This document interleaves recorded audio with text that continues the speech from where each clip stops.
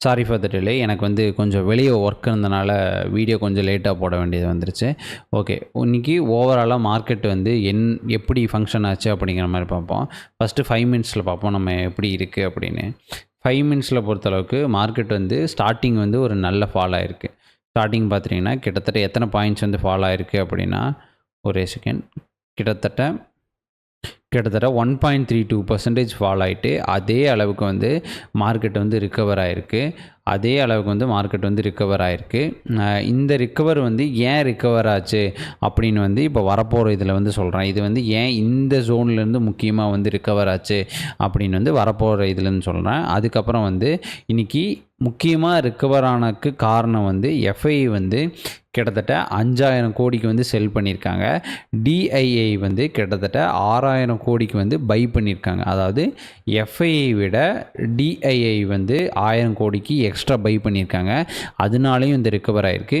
ஏன் இன்றைக்கி டிஐ வந்து 6,000 கோடிக்கு பை பண்ணியிருக்காங்க அப்படின்னு பார்த்துட்டிங்கன்னா, இதில் வந்து டே ஜோனில் போட்டுக்கலாம். டே ஜோனில் பார்த்துட்டிங்க அப்படின்னா, இது வந்து என்ன ஜோனாக இருக்குது அப்படின்னா, கிட்டத்தட்ட ப்ரீவியஸ் மந்தோட லோ, அதாவது இந்த இதோட லோ, அதாவது ப்ரீவியஸ் மந்த்னா ஜனவரி மந்தோட லோ தான் வந்து இந்த 22,800 அப்படிங்கிற லெவல். அதாவது 22,800 லெவல் வந்து ப்ரீவியஸ் மந்தோட லோ. கரெக்டாக வந்து இந்த சைக்காலஜிக்கல் லெவல்னு சொல்லுவாங்க. சைக்காலஜிக்கல் லெவல்னால் ஒன்றும் கிடையாது, அந்த ஜீரோவாக இருக்கிறது வந்து சைக்காலஜிக்கல் லெவல்னு சொல்லுவாங்க. 22,800, 22,700, அதே மாதிரி 22,500, 22,600 அதெல்லாம் வந்து சைக்காலஜிக்கல் லெவல்னு சொல்லுவாங்க. அது வந்து சப்போர்ட்டாகவும் ஆக்ட் ஆகும், ரெசிஸ்டன்ஸாகவும் ஆக்ட் ஆகும். கரெக்டாக நீங்கள் பார்த்துட்டிங்கன்னா 22,800 தான் வந்து ரிக்கவர் ஆகிருக்கு. கரெக்டாக நீங்கள் பாருங்கள், க்ளோஸ் லோ பாருங்கள் 22,798. இது எங்கே பார்க்குறது அப்படின்னா இந்த இடத்துல போட்டிருக்காங்க பாருங்கள், 22,798 நீங்கள் காட்டும் பாருங்கள். இந்த கேண்டில் வச்சா 22,798 தான் வந்து ரிக்கவர் ஆகிருக்கு கரெக்டாக. இப்போது ஓப்பன் இன்ட்ரெஸ்ட் வந்து எப்படி ப்ளே ஆகிருக்கு அப்படிங்கிற மாதிரி பார்ப்போம். ஓப்பன் இன்ட்ரெஸ்ட்டை பொறுத்தளவுக்கு காலையில் வந்து புட் ரைட்டிங் தான் வந்து ஜாஸ்தியாக இருந்தது. அதாவது 9:30 வரைக்கும் தான் வந்து புட் ரைட்டிங் வந்து ஜாஸ்தியாக இருந்துச்சு. அதுக்கு ஈக்குவலாக காலும் ரைட் பண்ண ஆரம்பிச்சிட்டாங்க. காலும் ஒன்றும் கம்மியாக வந்து ரைட் பண்ணல, காலும் ஈக்குவலாக ரைட் பண்ண ஆரம்பிச்சிட்டாங்க. அப்போவே தெரிஞ்சிருச்சு எனக்கு மார்க்கெட் வந்து ஓரளவுக்கு கீழே தான் போகும் அப்படின்னு. அப்புறம் கால் நல்லா அக்ரெசிவாக எழுத ஆரம்பிச்சிட்டாங்க. இந்த இடத்துல பார்த்தீங்க அப்படின்னா கால் வந்து பெருசாக அக்ரெசிவாக எழுதவும் கிடையாது, அதே மாதிரி புட்டு வந்து பெருசாக டிக்ரீஸும் ஆகலை. அதாவது ரெண்டுமே நடக்கலைன்னா அங்கே வந்து ரிக்கவர் ஆகிறதுக்கு நிறையவே சான்சஸ் இருக்குது அப்படிங்கிற மாதிரி அர்த்தம். அதே மாதிரி கரெக்டாக இந்த ஜோனும் வந்துருச்சு. இந்த ஜோனும் வந்தோடனே நான் வந்து என்னோடய ட்ரேடை வந்து எக்ஸிட் பண்ணிட்டேன். ஏற்கனவே இருந்த ட்ரேடை வந்து எக்ஸிட் பண்ணிவிட்டு ப்ராஃபிட்டை வந்து ஆல்ரெடி ப்ராஃபிட்டில் ஓடிட்டு இருந்து ப்ராஃபிட்டை வந்து புக் பண்ணிவிட்டு அதுக்கப்புறம் பார்த்துட்டிங்கன்னா மார்க்கெட் வந்து நல்லா வந்து மூமெண்ட் வந்து பெரிய மூமெண்ட்டாக வந்து கொடுத்துருச்சு. இது வந்து உங்களுக்கு கொஞ்சம் குழப்பற மாதிரி இருக்கும், அதனால் உங்களுக்கு இந்த இதில் வந்து போட்டு காமிக்கிறேன். இது வந்து நிஃப்டியோட இது. கரெக்டாக இந்த இடத்துல வந்து ஸ்லைட்டாக உங்களுக்கு ஒரு ஸ்டாக்னண்ட்டாக ஆன மாதிரி தெரியும் பாருங்கள். இந்த இடத்துல வந்து ஸ்லைட்டாக ஸ்டாக்னண்ட்டாக ஆன மாதிரி தெரியும். அதுக்கப்புறம் வந்து மார்க்கெட்டு இது வந்து கால் ஆப்ஷன் வந்து கீழே போயிடுச்சு, புட் ஆப்ஷன் வந்து மேலே போயிடுச்சு. உங்களுக்கு செல்லர்ஸ் பாயிண்ட் ஆஃப் வியூவில் தான் பார்க்கணும். அதனால் மார்க்கெட் வந்து எப்படி மூவ் ஆகும் அப்படிங்கிற மாதிரி தெரிஞ்சிடும் உங்களுக்கு. இந்த மாதிரி கான்செப்ட் வந்து உங்களுக்கு தெரியணும் அப்படின்னா நான் வந்து கூடிய சீக்கிரத்தில் கிளாஸ் எடுக்க போகிறேன். அந்த கிளாஸ் வேணும் அப்படின்னா என்னோடய நம்பருக்கு வந்து டிஎம் பண்ணுங்கள், நான் என்ன அப்படிங்கிறத வந்து சென்ட் பண்ணுறேன். அடுத்த கான்செப்ட் வந்து பார்ப்போம். அடுத்த கான்செப்ட் வந்து ஓவராலாக மார்க்கெட் வந்து எப்படி ஃபங்க்ஷன் ஆகிருக்கு அப்படிங்கிற மாதிரி பார்ப்போம். ஸோ சேஞ்ச் இது வேண்டாம். ஓகே, இப்போது ஓவராலாக வந்து கால் அதிகமாக இருக்கா புட் அதிகமாக இருக்கா அப்படின்னு பார்த்துட்டிங்கன்னா கால் வந்து 10,83,00,000 இருக்குது, புட்டு வந்து 8,48,00,000 வந்திருக்கு. ஓகே, இது வந்து இன்றைக்கி வந்து மார்க்கெட் வந்து ரிக்கவர் ஆயிடுச்சு அப்படிங்கிற மாதிரி நீங்கள் நினச்சிங்க அப்படின்னா நான் வந்து அப்படி சொல்ல மாட்டேன். ஏன் அப்படின்னா மார்க்கெட் இன்னும் செல்லிங் ஜோனில் தான் இருக்குது, இன்னும் பையிங் ஜோனுக்கு வந்து போகல.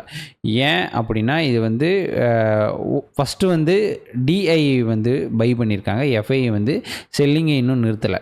அப்புறம் இந்த ஓஏல வந்து ஒரு சின்ன ட்ரிக் இருக்குது. அந்த சின்ன ட்ரிக்கை வந்து நீங்கள் பார்த்தீங்கன்னா வந்து உங்களுக்கு நல்லாவே அண்டர்ஸ்டாண்ட் ஆகும். இப்போ பாருங்கள், பிசிஆர் வந்து எவ்வளோ இருக்குது, 0.78 இருக்குது. பிசிஆர் வந்து 0.78 இருக்குது. இங்கே எவ்வளோ இருக்குது, 0.84 இருக்குது. அதாவது பிசிஆர் கம்மியாக மார்க்கெட் வந்து கீழே விழுகிறதுக்கு தான் வந்து நிறையவே சான்சஸ் இருக்குது அப்படிங்கிற மாதிரி அர்த்தம். இது எப்படி நான் சொல்கிறேன், பிசிஆர் கம்மியாச்சுன்னா மார்க்கெட் வந்து கீழே போகும் அப்படின்னு நான் எப்படி சொல்கிறேன் அப்படின்னா, இந்த டேட்டாவில் பாருங்கள், இங்கே பிசிஆர் டேப்னு ஒன்று இருக்கா. இந்த பிசிஆர் டேபை வந்து ஆன் பண்ணிட்டேன் அப்படின்னா வேறு எதுவுமே வேண்டாம், புட் வேண்டாம், கால் வேண்டாம், ப்ரைஸ் மட்டும் வச்சுக்கலாமா. மார்க்கெட் கீழே விழுகுதா, கீழே விழுக பிசிஆர் லெவல் வந்து கீழே இறங்கிட்டே போதா, 0.59லேருந்து 0.53 0.5 அப்படின்னு இறங்கிட்டே போகுது. ஒரு ஸ்டாக்னண்ட்டாக இருக்குது. அப்போ வந்து 0.51லேயே இருக்குது. மார்க்கெட் மேலே போக பிசிஆர் வந்து ஆகிட்டே போகுது. இதே மாதிரி தான் மார்க்கெட் வந்து கீழே விழுந்தால் பிசிஆர் வந்து கம்மியாகிட்டே போகும். மார்க்கெட் வந்து மேலே போச்சு அப்படின்னா பிசிஆர் வந்து ஆகிட்டே போகும். இந்த டேட்டா வைஸ் பார்த்தா இது வந்து வெறும் டெட் கேட் பவுன்ஸ்னு சொல்லுவாங்க. அதாவது ஆல்ரெடி செல்லிங் பண்ணியிருக்கவங்க இது வந்து அவங்களோட ப்ராஃபிட்டை வந்து புக் பண்ணிகிட்ருக்காங்களே தவிர மார்க்கெட் இன்னும் மேலே போகல. இது எப்படி சொல்கிறேன் அப்படின்னா, இன்னத்தோட பிசிஆர் பாருங்கள் 0.84 இருக்குது. அதாவது இன்னத்தோட பிசிஆர் கிடையாது, இது வந்து 11 ஃபெப்போட பிசிஆர் 0.84 இருக்குது. அடுத்த நாள் அதாவது இன்னத்தோட பிசிஆர் வந்து 0.78 இருக்குது. அப்போது பிசிஆர் வந்து 0.84லேருந்து 0.78 வந்து கம்மியாக இருக்குது. கிட்டத்தட்ட ஒரு 10 பாயிண்ட் வந்து கம்மியாக இருக்குதுன்னு வைங்க. அப்போது மார்க்கெட் மேலே போகிறதுக்கு நிறையவே சான்சஸ் வந்து கம்மி. அப்படிங்கிறதுனால தான் வந்து இந்த பிசிஆர் டேட்டா வந்து உங்களுக்கு வந்து காட்டுது.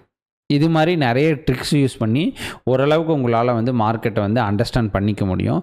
இது மாதிரி டேட்டாஸ் வந்து வேணும் அப்படின்னா எனக்கு வந்து டிஎம் பண்ணுங்கள். நான் வந்து கூடிய சீக்கிரத்தில் கிளாஸ் எடுக்க போகிறேன்.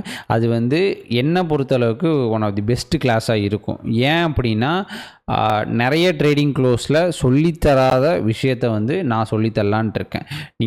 நான் கன்ஃபார்ம் அடித்து சொல்கிறேன், நிறைய ட்ரேடிங் க்ளோஸில் இது மாதிரி கான்செப்ட் வந்து இருக்கவே இருக்காது. அதே மாதிரி அடிஷ்னலாக வந்து கான்செப்ட் வந்து உள்ளே வந்துகிட்டே இருக்கும். நான் லேர்ன் பண்ண அடிஷ்னலாக வந்து கான்செப்ட் வந்து உள்ளே வந்துகிட்டே இருக்கும். ஸோ நீங்கள் ட்ரேடிங் கோர்ஸ் எடுத்தீங்க அப்படின்னா உங்களுக்கு ரொம்பவே யூஸ்ஃபுல்லாக இருக்கும் அப்படின்னு நான் நினைக்கிறேன். விருப்பம் இருந்தால் மட்டும் எடுங்க. ஸோ இந்த வீடியோவில் ஏதாச்சும் டவுட்ஸ் இருந்தால் கீழே வந்து கமெண்ட் பண்ணுங்கள். இந்த வீடியோ பார்த்ததுக்கு நன்றி.